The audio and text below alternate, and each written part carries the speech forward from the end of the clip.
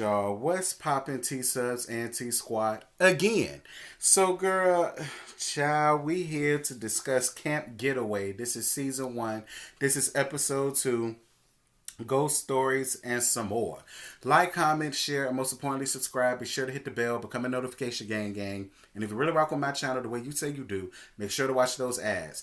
My PayPal and Cash App will be listed down into the description box. You can also donate to the channel by joining. I have 2 tiers. Both tiers are recurring payments on your charge cards every month, and you can cancel at any time. You can also donate to the channel by going over to teesprings.com/teatalkboutique for all of your tea talk needs. So, girl, I was just gonna watch it, take my notes, and do the review tomorrow, but I said forget all that. I just go on ahead and do it while the iron is hot, sis. And the only thing I have to worry about doing tomorrow is if loving you was wrong, dear God, at 10 o'clock that night. The only time I have to worry about it during the day is if I decide to do a live after I shit, shower, and shave. And before I do this review, shout out to Monica and Neely. Both of you all hit not only me, but another reviewer that's a part of the Just Us League, LTD27 official, up in our inbox thanking us for watching the show and reviewing the show.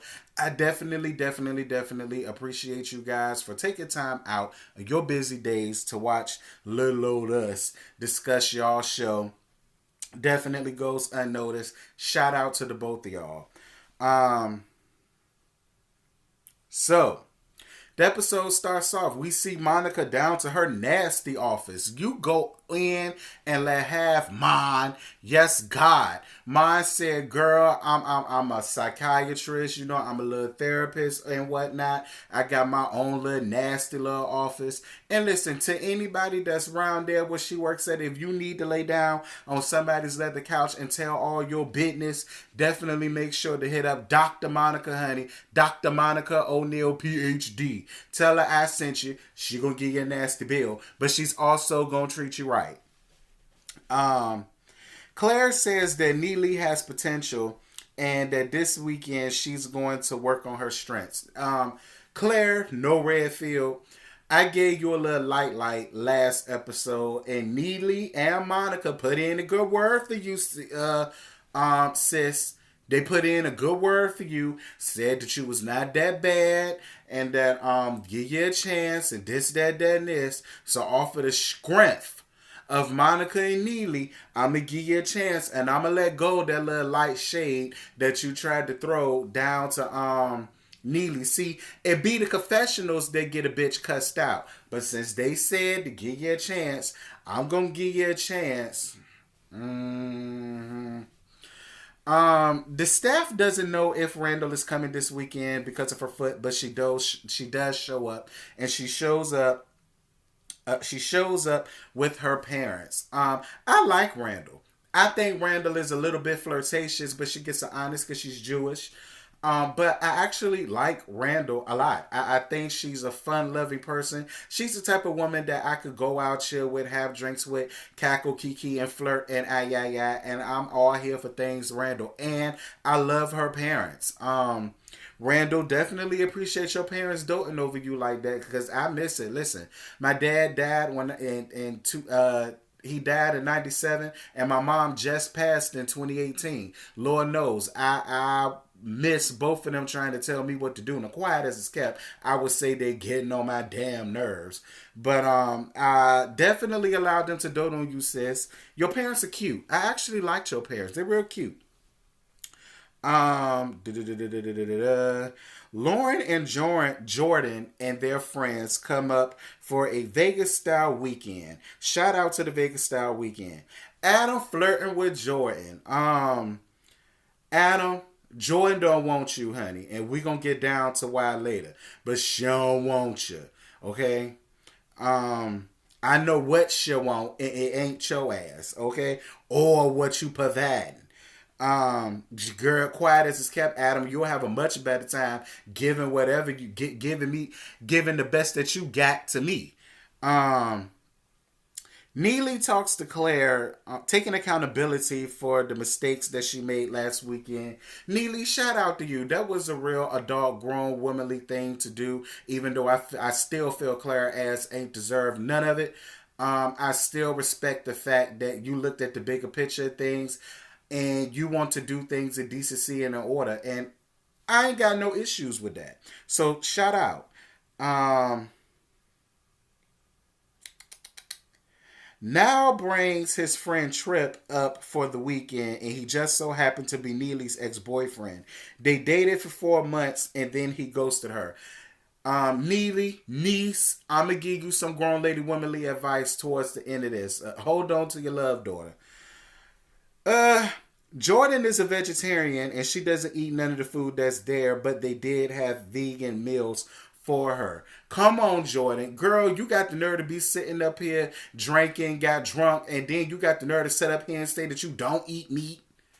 So you mean to tell me you don't take meat and you don't eat meat, but then you want to show up drunk as a skunk girl, drunker than a Cooter Brown, talking about you don't feel well and you want scrambled eggs. Girl, listen, ain't nothing wrong with a nasty piece of steak or a nasty piece of pork chop, or if you fancy a nasty piece of T-bone steak, or if you fancy a country a nasty piece of chicken fried steak. Girl, you better become a meat eater. Alright, let me tell you something I learned down to nursing school. What sense does it make to be healthy and still drop dead? You may as well go on ahead and eat what you want, but as long as you do it in moderation and you take good care of yourself, ain't no tea. Anyway. Baby, let me tell you something. Y'all know I love Glenn. Baby Glenn with that fan. Rah! Girl, that reminded me of Kenya Moore that season of Real Housewives of Atlanta reunion where she had that fan. Rah! I mean, just giving them hoes something that they could feel. I love Glenn. Shout out to Glenn. Tripp asks Neely to talk. She says that he just wanted to be friends because he was always working. But he says that he never said that and that she was too drunk to understand what was going on.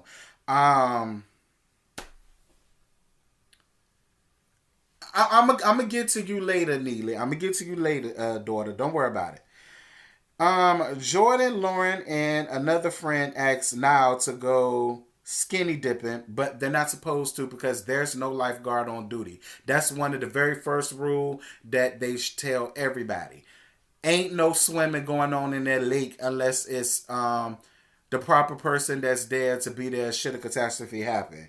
David sees this and David was pissed as all get up. And I was not mad at David for being pissed. I was not mad at David for being pissed because now this is the thing about it. These ladies were inebriated. God forbid one of them jump and they hit their head and become unconscious. Her demise isn't going to fall on you. It's going to fall on David as well as Camp Getaway. So I understood why he was upset the way that he was. And rules are placed there for that reason alone. And listen, I understand you there to have fun. That's your job. But it's still also your job to maintain a level of decorum, decency, and make sure that you are following the rules by any means necessary. Cover your ass before somebody got to cover it for you. Child, everybody still hit me up off of my Real Housewives of Atlanta. Anyway, so Neely is showing the guests how to do archery, and Tripp comes up for a lesson. She says that he's been showing her more attention in 3 days than he's did in the 4 months that they was together. Neely and Tripp have an archery competition where the winner gets a massage and the loser has to give the massage. And even though Neely lost, he decided to give her a massage. Neely, let me tell you something. I'm gonna give you some grown lady sitting under the tree, motherly type of advice. I just don't see it for Tripp. I don't. I feel like the only reason why Tripp is paying you half of any amount of or attention is because you're on this show and it's a Bravo show. That's the on. Like, listen, I don't know Tripp from a can of paint. he may very well be a nice man because he's never done nothing to me. But me being on the outside looking in and I rock with you like that, daughter, I'm just going to give it to you the way that I see it, and I'm going to give it to you straight. In my opinion, he only wants you because you on camera, girl. Now listen, look, I can find you some men's, all right? Girl, hit me up in the comments. We'll talk. We'll talk. Claire tells Now every morning he needs to get rid of the Goose because they be shitting all over the damn place. And y'all see Neil taking in a stride, being silly, doing the little Goose calls, and they fly away from him. But see, Neil, Now you need to be careful. One thing about Goose, when they feel threatened, they don't mind going toe-to-toe, blow for blow with your ass. Girl, quiet as it's kept. If it was, never mind. Quit it. Because Neely and Monica told me to give Claire a chance. I'm not going to lay her that nasty piece of reed that I just had. I'm not going to do it. Anyway, everybody gets dressed up for the 1920s party that they're having. And Glenn wearing dress in the heels, honey. You know what? I'm not even annoyed by that. And I said it before in my last review. I love the fact that everybody there is allowing Glenn to just be himself.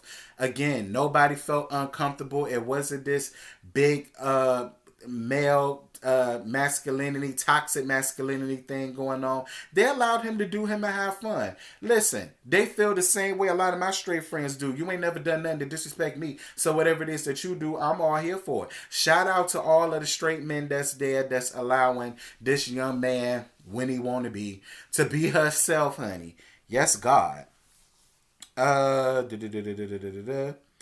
Now talks to Jordan on Adam's behalf. Seeing Adam flirt with Jordan, it was very painful to watch. Like, listen, Adam, she don't want you. That girl is a bull dagger, okay? She a scissor sister.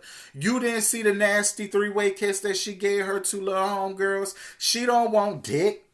She don't want dick, okay? She be bumping pocketbooks, bumping coochies, hey. That's what she into. She not into meat, Adam, okay? Which is why I said you will have a much better chance of just swinging that dangling around my way, honey. Show to swing my way. Show look good to me. Now, would you please swing my way? Shout out to KP and Envy.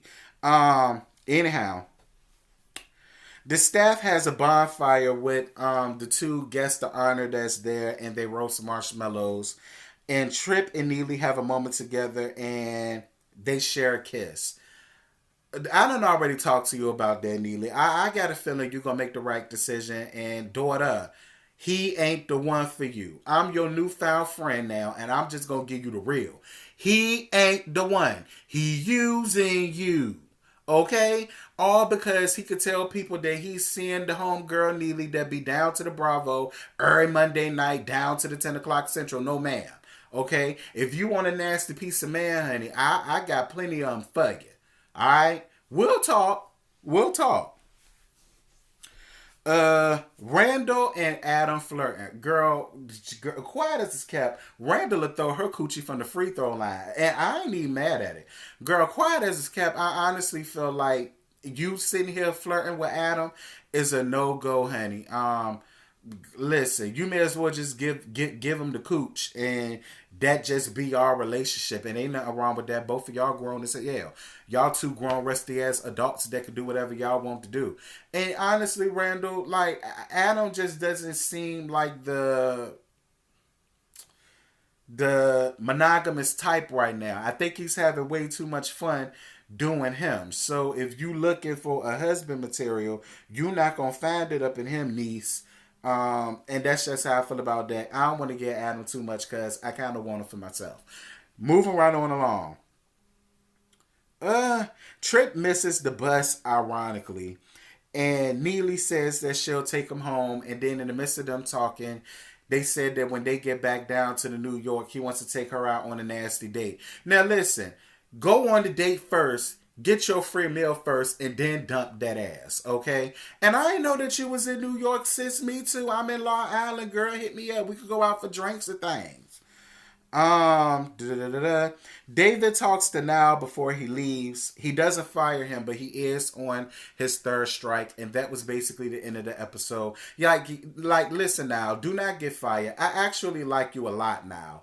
I do. I've grown to like you a lot. Now see, listen, when I first saw your picture, when El Teddy brought this show up to me, I honestly thought that you had to touch it down looking at your picture. But now that I have seen you in 2 episodes, I mean, I kind of want to put footprints on ceilings for you as well. I ain't even gonna lie, and then come to find out that you a nasty real estate agent. You know what I'm saying? Like showing all these skyrise apartments and all of these nice houses, probably somewhere around Manhattan and stuff. Go off, hey now. But yeah, y'all, that's really all I got. I ain't got no more to give you. If y'all have not watched this show, give it a chance. It is actually a very good show. I like the concept. I like the formula of it. Ain't nothing fake. Ain't nothing phony. Ain't nothing scripted. Which is what we've been getting here lately. So shout out to everybody that's involved. Shout out to David. Shout out to you too, Clara No Redfield. And I'm going to upload this and I'm going to holler at y'all later. Bye.